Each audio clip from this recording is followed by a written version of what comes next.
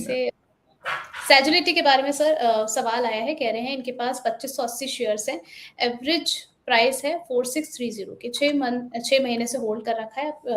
अब क्या करिए, आगे प्रॉफिट देगा क्या? सैजिलिटी इनके पास कितने का है? 2580 शेयर्स हैं, एवरेज प्राइस है 4630 का। उर्वशी जी एक बार चेक करना होगा, सैजिलिटी लिमिटेड की बात कर रहे हैं? सर स्क्रीन पर आप ये सवाल देख पा रहे हैं, गोविंद सिंह जी का सवाल है।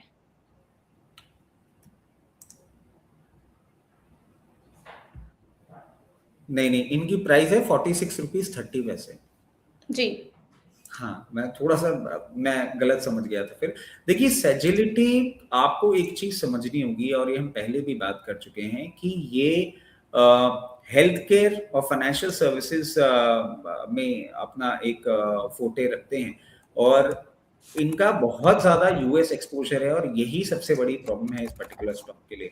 जिस तरीके से ये बिहेव कर रहा है, मैं कहूंगा हायर लेवल पे जब आपको अपॉर्चुनिटी मिले 4480 के ऊपर सस्टेन करने के बाद एक बार ये आपको वापस 48 और 4960 के लेवल्स दिखा सकता है, वहां पे प्लीज एग्जिट प्लान करिएगा। इस पूरी इंडस्ट्री में वैसे इतनी ज्यादा प्रॉब्लम नहीं है, बट सैजिलिटी का क्लाइंट बेस और एआई इंटीग्रेशन उस side of the client base थोड़ा सा डराता है, तो हायर लेवल पे exit opportunity would be something that I would suggest. Okay sir, clean science को लेकर के आपकी रिकमेंडेशन रही है। जसप्रीत सिंह जी का एक सवाल आया है, प्राइम दर्शक है हमारे, कह रहे हैं कि सर आपके रिकमेंडेशन से क्लीन साइंस 833 के लेवल पर बाय किया है, क्या प्रेडिक्शन रहेगी कल के लिए? कोई प्रॉब्लम नहीं है, आप आराम से इसको मेंटेन करिए, और मार्केट्स करेक्ट किए हैं, उसके साथ ये करेक्ट कर रहा है, nothing to worry, stick around to it. और मेरे हिसाब से जो ये अप ट्रेंड है ये कंटिन्यू रहना चाहिए।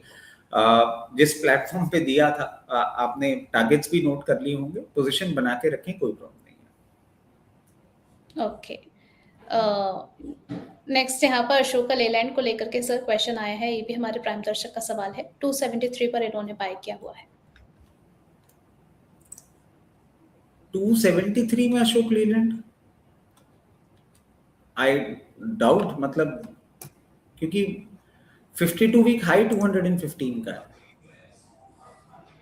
तो इन्होंने कुछ, या तो टाइपो होगा इनका, बट चलिए अपन बात कर लेते हैं अशोक लेलैंड की, कि जिस तरीके से आप देखिए 50 डे मूविंग एवरेज के नीचे मेंटेन कर रहा है, एक आपको सपोर्ट लेता हुआ दिखेगा 162 लेवल्स, वहां अगर ये सपोर्ट मेंटेन करता है तो कोई प्रॉब्लम वाली बात नहीं है, अदरवाइज 156 के स्टॉप लॉस को जरूर आप बांध के रखिएगा। प्राइस क्लियर नहीं हो रही है तो मैं आपको एग्जैक्ट चीज नहीं बता पाऊंगा, बट जैसे ही रिवर्सल दिखाएगा सबसे पहला आपको जो लेवल देखने को मिलेगा दैट विल बी 178 के ऊपर सस्टेन करता है तो आपको आने वाले दिनों में 210 रुपए तक के भी लेवल दिखा सकता है।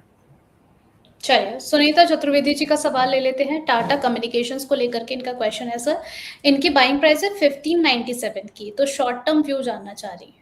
1597 की आपकी बाइंग प्राइस है, स्टॉप लॉस 1524 का होगा, टारगेट आपके लिए 1660 तक के देखने को मिल सकते हैं।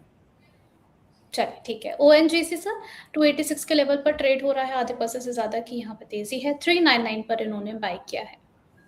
अरे उर्वशी जी, ये फिर कुछ गलत है, 399 नहीं हो सकता, ये टाइपो हो रहा है या क्या हो रहा है, मतलब क्योंकि देखिए 293 का तो इसका 52 वीक हाई है, और अगर इन्होंने 399 पे लिया है तो भी, क्योंकि अगर मैं इसका प्रैक्टिकली 10 साल का चार्ट खोल के देख रहा हूँ तो मुझे मैक्सिमम भाव 331 तक का दिख रहा है, ये कुछ टाइपो है। बट चलिए, जो भी, ये मुझे लग रहा है गर्मियों में ना थोड़ा सा सबका ही मामला हिल गया है, तो जिस तरीके से ओएनजीसी अपने आप को पोजीशन करके रखा हुआ है, ये अप ट्रेंड कंटिन्यू रहना चाहिए। क्रूड की प्राइस अगर आपको मेंटेन रहती हुई दिखती है, हो सकता है आपको 294 से 298 की रेंज पे आता हुआ दिखे, वहां पे चाहें तो एक बार प्रॉफिट बुक कर लीजिएगा, बिकॉज 29 अप्रैल के बाद विंडफॉल टैक्स भी अनाउंस होता हुआ आपको दिख सकता है on all the upstream companies. बहुत ज्यादा बुलिश मत होइएगा, और इसका क्लियर केस मैं आपको एग्जांपल दे देता हूँ। कोल इंडिया में सब बहुत ज्यादा बुलिश हो गए थे, and we were among the few जिन्होंने क्लियर केस कहा था कि गवर्नमेंट हायर प्राइस पे ऑक्शन नहीं होने देगी, क्योंकि एनर्जी क्राइसिस और higher price auction higher inflation बढ़ाएगा। वो अनाउंसमेंट आया, उसके बाद कोल इंडिया ने अपना करेक्शन चालू कर दिया। वैसे ही अगर क्रूड आपको ऊपरी लेवल पे मेंटेन करता हुआ दिखता है, इनसे पैसे वसूलने के लिए विंडफॉल टैक्स गवर्नमेंट कभी भी वापस सिस्टम में लेकर आ सकती है। चलिए, कभी-कभी अभी आपकी बात से सर एक चीज़ याद आ गई कि जब जीवन में सब चीज़ें सही चल रही होती है ना, सब चीज़ें बेहतरीन चल रही होती है, तो बीच में कुछ ऐसी-ऐसी चीज़ें हो जाती है कि सब मामला हिल जाता है। नहीं नहीं, अभी that is part of life and that is part of market, that is something आपको हर जगह देखने को मिलेगा। मतलब वन साइडेड अपस्ट्रीम मूवमेंट तो आपको कहीं भी नहीं देखने को मिल सकता ना, तो ये लॉजिकल है।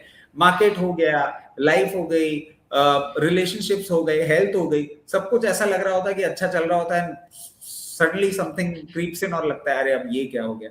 तो पार्ट एंड पार्सल। दे दनादन का एक ऐसे डायलॉग भी है, लेकिन वो ऐसे ऑन एयर बोला नहीं जा सकता है कि जब कुछ अच्छा करना चाहता हो। चलिए हाँ, यहाँ पर पिंटू कुमार जी का एक क्वेश्चन है। वेदांता इन्होंने बाय किया सर 766 पर, इसका टारगेट क्या रहेगा और इसमें एवरेज करें या फिर नहीं? नहीं, एवरेज क्यों करना है? आपने 766 पे ले रखा है, 737 लेवल्स चल रहा है। I don't see any reason for you to average. इतना छोटा सा प्राइस डिफरेंस कोई प्रॉब्लम नहीं है मुझे लगता है, और आप इसको होल्ड करें आराम से, हो सकता है। मतलब अगर मार्केट जिस तरीके से थोड़ा बहुत एक वॉलेटाइल मूवमेंट करता हुआ दिखेगा आपको, हो सकता है आपको एक बार 640 तक भी आता हुआ दिख जाए। मतलब मैं डराने की बात नहीं कर रहा हूँ, मैं आपको एक एक्सट्रीम लेवल की बात कर रहा हूँ, क्योंकि थोड़ा सा मार्केट अब जिस तरीके से अपने आप को पोजीशन कर रहा है, थोड़ा पेन पॉइंट आपको देखने को मिल सकता है, क्योंकि रनअप इतना किया है तो करेक्शन भी उसी हिसाब से आएगा।